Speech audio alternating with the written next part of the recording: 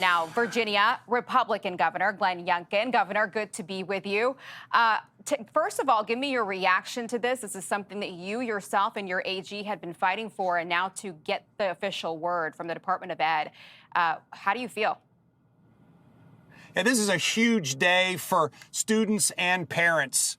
We've watched these school divisions violate federal civil rights law and, of course, President Trump's executive order. They have purposely been neglecting their responsibility to protect children's safety, their privacy, and their dignity, and, of course, ignoring parents' rights.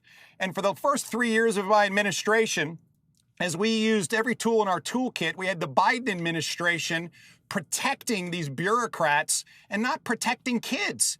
And so this is a huge statement that boys will be in boys' bathrooms, girls will be in girls' bathrooms, boys will not play sports with girls, and common sense is finally back in the classroom in Northern Virginia.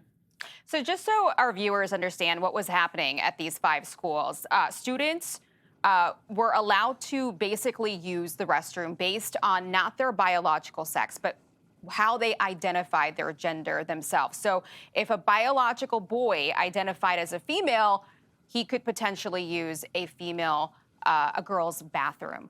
What were you hearing, Governor, from students, parents, teachers? What were you hearing from them when this started happening? Well, first of all, the basic concept that you're going to allow biological boys in biological girls' bathrooms and locker rooms really astounds one's conscience. And the reality is that we've had multiple moments where students were at grave danger.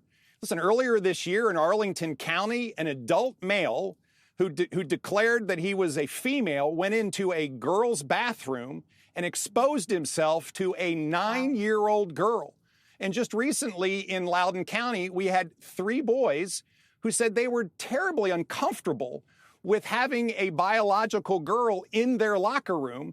And shockingly, the Loudoun County school administration began to investigate the boys and not the girl. And this is exactly when I asked our great Attorney General, Jason Miyares, to go to work, and he investigated this, found that there was a federal violation of Title IX, our civil rights law in America, referred it to, of course, our Department of Education. That was on top of the great lawsuits that had already been brought to bear against these 5 school districts. And of course, I want to thank Linda McMahon and the entire team at the Department of Education for seeing common sense over crazy. Yeah, this is common sense. We've got to stand up for parents. We've got to stand up for children. And finally, we have a federal government that's willing to work with us. As I said, for 3 years, the Biden administration protected the bureaucrats at the risk of the kids. Yeah, it's unbelievable how many people don't think this is common sense. Really quickly, before we let you go, Governor, I have to get your reaction to Randi Weingarten. She was at Capitol Hill this week talking about this fight over education, and she said that politics have to be used in their fight. Listen to this. We understand we have to use politics to solve problems. Education is a national goal and a national priority. And instead of dismantling education, this has nothing to do with whether local school boards or school districts should run education. We believe they should. But it says this is a national priority. We did not take a plea of poverty when we decided to be teachers. It's just always so amazing to me what the priorities are when our math and reading grades across the country are abysmal. Yeah, I have to say, I'm just shocked to even hear those statements. I watched what the progressive left did to the schools in Virginia. And as a result of terrible decisions to lock kids out of the classroom, to force them to wear masks, and of course to teach them what to think as opposed to how to think, Virginia had the largest learning loss in the nation in math and reading in 4th and 8th grade coming out of the pandemic.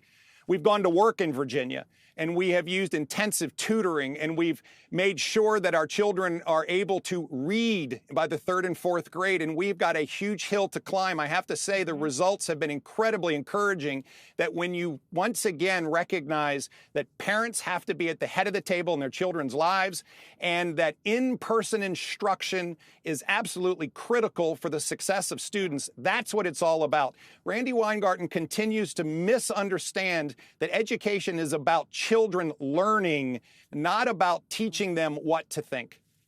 It was always amazing to me when I first moved to Virginia that parents, didn't want to send their kids to public schools. They always sent them to private schools, and I always was baffled by that. So thank you for looking into that, and thank you for coming on with us. Hey, Sean Hannity here. Hey, click here to subscribe to Fox News YouTube page and catch our hottest interviews and most compelling analysis. You will not get it anywhere else.